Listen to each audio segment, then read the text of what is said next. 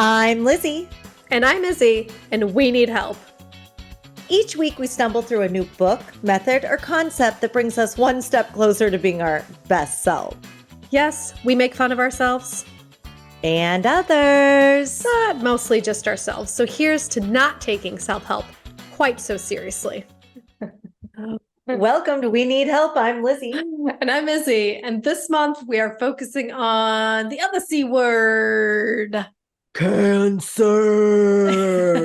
Not our favorite C word, which is cunt, but our other C word, cancer.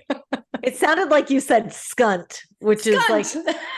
is a word that in St. Thomas in the Virgin Islands that you call like a mutta skunt is like a Mutta cunt. skunt. Do they have like Mutta a skunt. Jamaican accent? Well, they have, yes, it's like a West Indian accent. Like it's not Broad-stroke just apology Jamaicans. to all the Jamaicans and the Virgin Islanders. And all the West Indians. Yeah, they kind of like an island accent. It's the most beautiful accent, I think, in the world. And it's the hardest to, like Scarlett, when she was growing up, she called water Wata. Wata. Hey, man. For those of you that don't know, we lived 5 years in the Virgin Islands. So Scarlett like grew up there. So she's awesome. Mama, could I have some Wata? Wata. Yeah. I want to go to the Virgin Islands like with you sometime and like have you be my tour guide and like. I would love to do it. I would love it. We talk about it every day. This month, Scarlett said, can we eat like we did in the Virgin Islands all month? Oh, isn't that wonderful? When are you going there next? Like do you have a plan to go there again? We just are trying to get through this renovation of this house before we like start making any plans. Yeah. Like for things. It's just been so crazy. So the sooner the better, because my heart misses that place. Yeah. Yeah. That's your place on earth. Mm-hmm. Yeah. That's one of them. The one that I found so far. What are some of your other places on earth? Like, what are your... I mean, every place could be a place if you're in with good people. Yeah. So it's like, but I think the Virgin Islands is where I found my first taste of being isolated and introverted. And I didn't even realize it because I was just so off the beaten path that like people weren't around me all the time. So it was the first time I was fulfilled in my life that, sort of. As a people pleaser, nothing better than getting being as far alone away from your family as possible.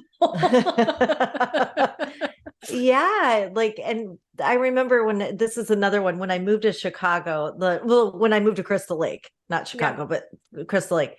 I moved into an apartment and it literally, I had no money. Yeah. I didn't know anybody. So I went to work and drove home for like 8 months straight. And like, that's where I just started writing for the first time. And I remember it was one of my happiest times. And I think it was because I was so alone. Yeah. I can totally relate to that. We have a lot to talk about with cancer, though. I mean, we can talk about like we'll have like maybe one of the months should be home. Like that should be the topic. I would love that. Like, what's that hog word that like the comfort word in Denmark or some shit? Hague or no, that's the Hague. I think it's like or something like that. Broad-stroke apology to all the people that do that. Okay, cancer. Let's get back to cancer. Let's talk about something we know a little bit more about, which is cancer. Cancer. Any cancer? You're a cancer survivor. I am a cancer thriver. Yeah. I puked a little just now. I'm sorry. It's like I need chemo after that statement. I'm cancer thriver. Yeah, but I had the good kind of cancer, apparently. I love that. It's like the good kind of autism. I've heard people say that. Yeah, exactly. The kind where you're just kind of quiet. Mm-hmm. Where you're quirky. And you're smart. Mm-hmm. So yeah, I had it. When was I diagnosed? I think it was like 4 years ago because Maciek and I were we went to a fertility clinic because we were going to start the IVF process. And we got all the tests back and the doctor's like, oh, I think you have Hashimoto, like there's something wrong with your thyroid. You're like, I haven't had sushi at all this week. I'm like, what are you talking about? Like, I haven't eaten sushi in 2 weeks. Yeah. Like, Yeah. So Hashimoto is like where your thyroid is, I think, underperforming. My thyroid is as lazy as I am. Oh So, my God. so I went and got it checked out, and she's like, oh, there's tumors. We think there's tumors. You have to go get a biopsy. But biopsy is awful. It's like they just stab you with needles. Are you awake for this? Yeah, she's like, oh, here's a little numbing. I'm like, give me the heroin. Excuse me. Yeah. So, it's so funny when they give you the results because you go to a special place, you get the biopsy, and you just go and you pick up your results at the reception. They just give you an envelope. They don't call you into the room to tell you your results. They just give you they just give you an envelope and it's sealed. And then they're like, that's it. Because then you have to make an appointment to make a consultation. So you take the results to the doctor. It's not a whole package deal. Okay. You got to do you have is it privatized medicine there or do you have social? It's both. So it's private and public healthcare. So what I learned through this whole experience is that for large operations and complicated operations, the public healthcare system is wonderful because they do so many of them. And they have the most high-tech equipment, and the doctors are just used to doing them. If churning and burning. They're the private healthcare is used for colds, the flu. If you pulled a muscle, things that are things that you actually don't need a doctor for. Minor annoyances, you go private, but big operations and stuff, you go to the public because it's all free. I didn't pay a dime for anything on my cancer journey. Oh, it was all through the public health system. It was all free, all covered. So, oh my God. Yeah. You get cancer here, it will destroy you financially. Yeah. I mean, my dad had cancer, but the reason he wasn't destroyed financially is because he was the sole breadwinner he had 3 children at the time. And there was some law that if you're the sole breadwinner, you can't go bankrupt. So somehow he got under. Yeah. So anyway, I had the envelope and I was I didn't think anything because I'm I'm feeling fine, whatever. I didn't think it was anything. And I'm at a stoplight and I'm like, oh, I guess I'll check the results. And I opened them up and it was stage 6 or something. It was just really bad. And I was like, that doesn't sound too good. So I'm at the stoplight, before it turns, just Googling.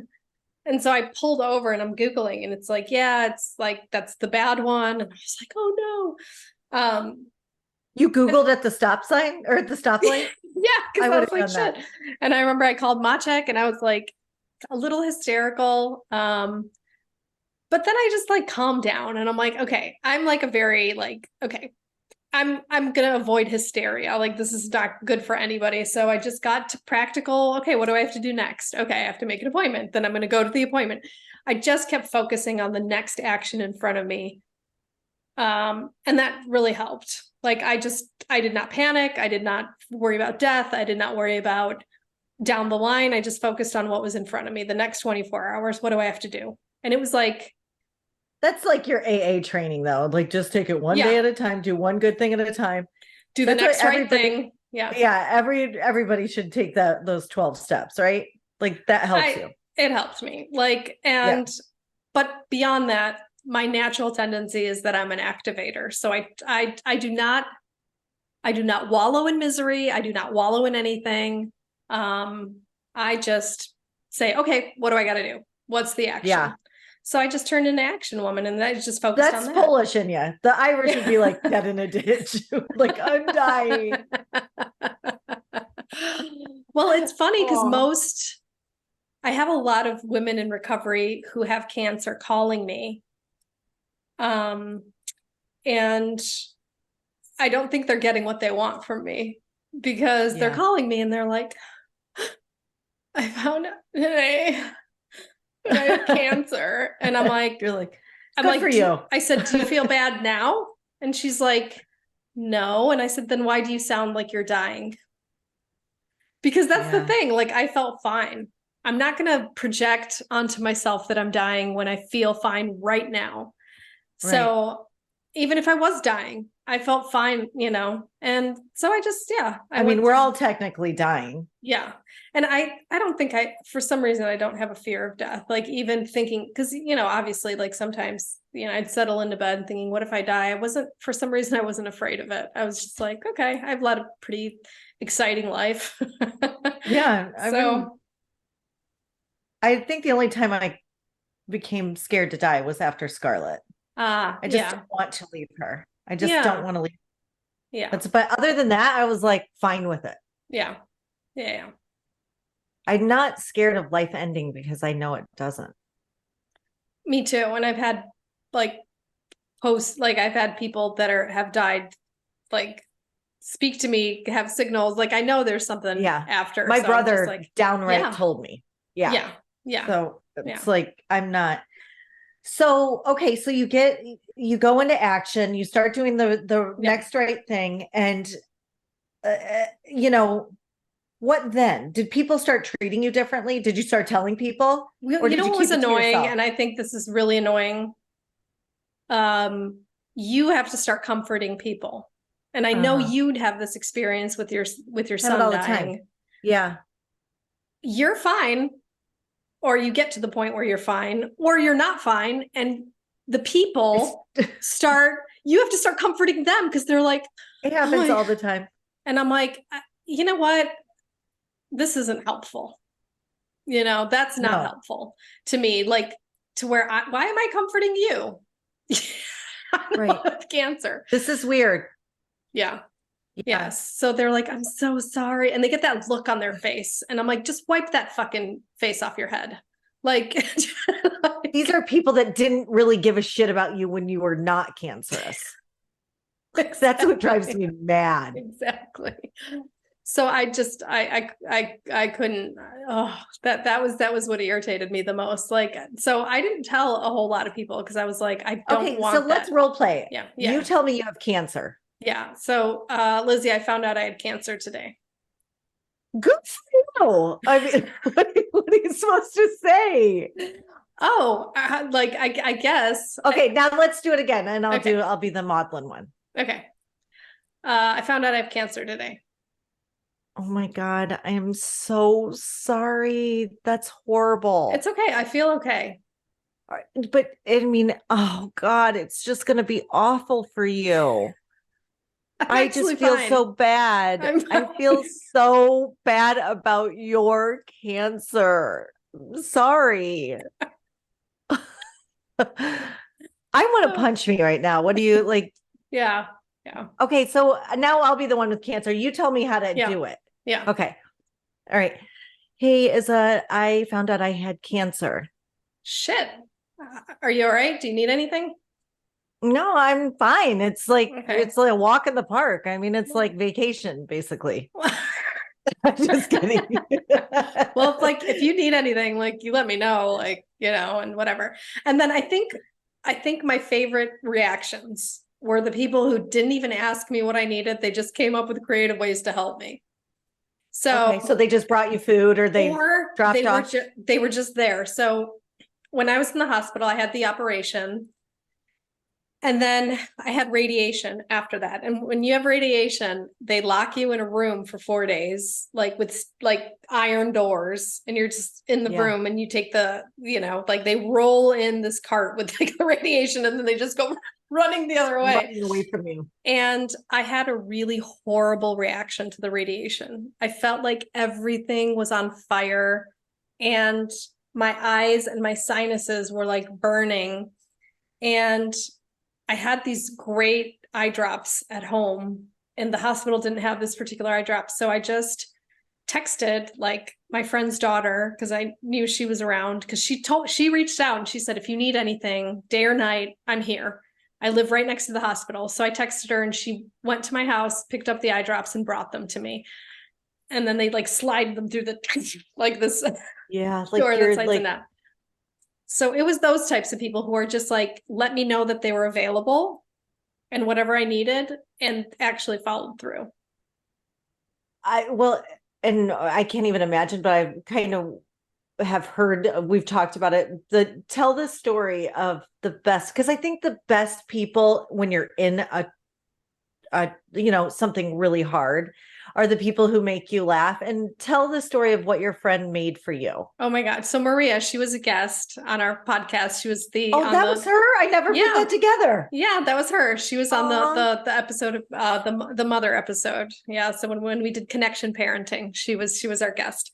So after radiation, I had to isolate because you're radioactive and anyone that comes near you might get cancer, ironically. That's so weird. So, now it would be like whatever, because it's just like post-COVID isolation, like whatever. But at the time it was like very strange. So we luckily are fortunate enough to have 2 apartments right next to each other. So Maciek was in one and I was in the other, but I couldn't, like, he was leaving food at the door and then I would open it and get the food. And like, we couldn't really interact. He couldn't be within a certain number of feet. So I got really lonely because I had to be, I think 2 weeks. I had to be in isolation. And I was like, I missed, like, I'm a very touchy-feely person anyway. Like I hug and I kiss people and I hug people. I don't do even in business. I don't even do the handshake. I hug people, Right. And so I was like feeling really like, oh, I don't have anyone to hug. Like I'm feeling so lonely. And I was feeling very sick. Because like I said, I had a horrible reaction to the radiation and I just felt drained and sick. So my Maria texted, I get a text from her one day and I'm like, open it up, and it's open your door. I'm like, what the heck? So I go to the apartment, I open the door, and in the hallway is a life-size doll of Maciek.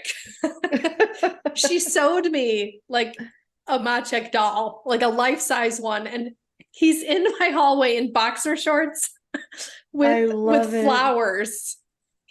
And just like this ridiculous looking doll, and she, she's with a little card, I opened the card and she's like, this is Ludek, which means like, dude, this is dude. Like you can hug him whenever you want, whenever you're feeling lonely, with like a bouquet of flowers. It just made me laugh so hard because it was a really ridiculous looking doll. But she sent me the pictures of the whole process. Like she went to like a place where they sew things and she's just like, I need you to sew me like something that looks like this guy.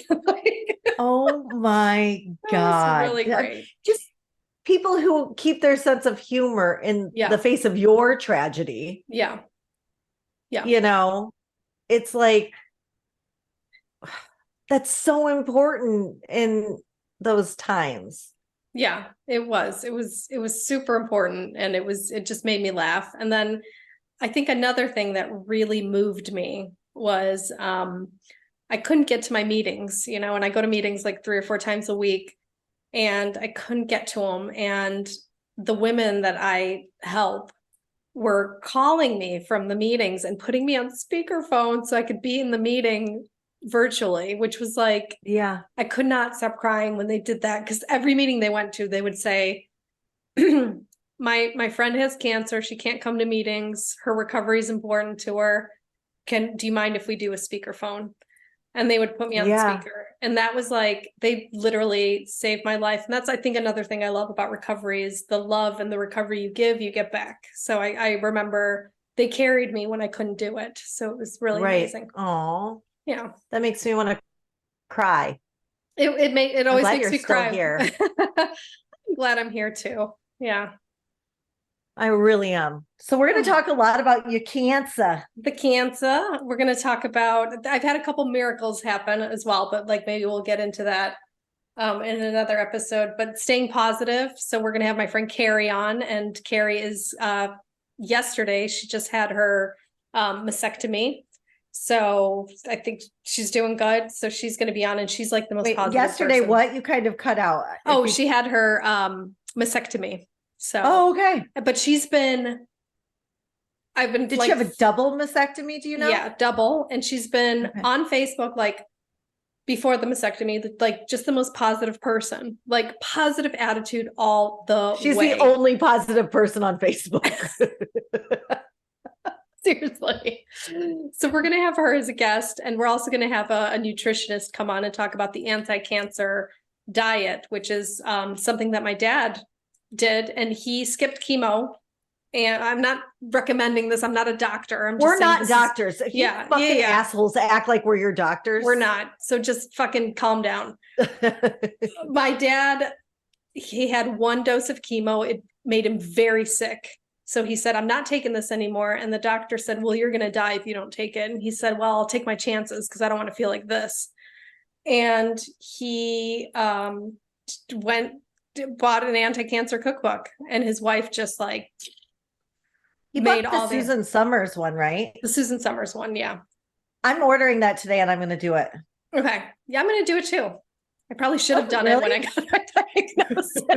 I'm like, radiation or healthy eating. Or give up brie cheese. I'll take radiation. Like radiation, please, with a side of brie. And bring on that bacon. Yeah. Can you wrap my brie in bacon? And I'll take the radioactive pellets. Yeah, radioactive. I love it. Yeah. I'm excited about talking about how to navigate the subject without being so maudlin and I always see these things, fuck cancer, fuck cancer, fuck cancer, but maybe we can help people like in the way, maybe we can help ourselves mainly of just like, let's make it fun. Let's grunge fuck cancer. Yeah. Grunge fuck it. Yeah. Let's not, can we just like find different ways to romance cancer? Yeah. And like, I think it's super important. And Carrie said this, my dad said this, I'm saying this. It's so important to be positive during your journey if you're sick. I hate the whole like be positive, but it really changes. I've heard from everybody, it changes things. Yeah. Even if you die, it changes what is left of your life. Yeah. Yeah. Yeah, exactly. So why go out with if you're going to go with a smile. Isn't that I think that's from Batman or something. Well, and if you can't be super positive, at least be super funny. Yeah, exactly. Exactly. Oh God, this is going to be interesting. I'm very excited to do it. And I'm very excited to learn more about your journey. Yeah, this is like the one chance, because I was thinking all of the other topics we've done, I've needed some sort of help with, but this is one where like I can share my experience of being positive through the journey and how that really did help. It attracted more positivity into the otherwise what would be like a dire situation, especially in Warsaw, Poland. Like, yeah, I joined like a support group, a Polish support group, and I had to leave immediately. It's like they gave you more cancer. It's like, now I not only have cancer, I have depression. Yeah, exactly. I'm a suicidal cancer patient now. So as we walk through this, like I can't help but think like just how funny we're going to find it. So if anybody's offended by serious topics, kind of shed in a really hilarious light, you might not want to listen over the next 4 weeks, right? Yeah, take a break, take your summer holiday. Well, I'm looking forward to it. Me too. I love you. I love you. I love you. No, I don't have Yeah. really anything else to say. I'm just excited. I am too. So yeah, come join us, everybody, for the next 4 weeks of Yay Cancer. the other C word. I love it. I love We'll it too. see you next Tuesday. See you next Tuesday. Thanks for joining us this week on We Need Help, the podcast, the duct tape of self-help. Please visit our website, weneedhelpthepodcast.com, where you can find links to the show on Apple Podcasts, Spotify, Stitcher, YouTube, and all the others, so you'll never miss a show. You'll also find links to the books we've reviewed and our amazing store. If you enjoy this podcast, go right now, because if you're anything like us, you'll never do it later. Like and share our page and episodes on Facebook, Instagram, YouTube, or just tell a friend about the show. That would help us out too. Also, feel free to let us know what you need help with, and we'll try to cover it in a future episode. You can also find us on Instagram at weneedhelp_the podcast. Thank you for listening.